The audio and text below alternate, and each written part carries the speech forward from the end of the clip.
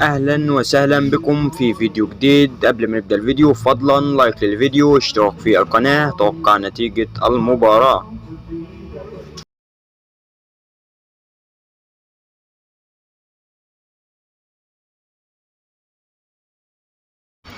الموعد والتوقيت والقنوات الناقلة لمباراة المغرب القادمة، المغرب ورومانيا في مباراة ودية. مباراة المغرب للفوتسال الودية تنطلق المباراة يوم الاثنين 7/8/2023 في 8 مساء بتوقيت المغرب، الساعة 10 مساء بتوقيت مصر. القناة الناقلة للمباراة قناة الرياضية المغربية. فضلا لايك للفيديو، توقع نتيجة المباراة في التعليقات.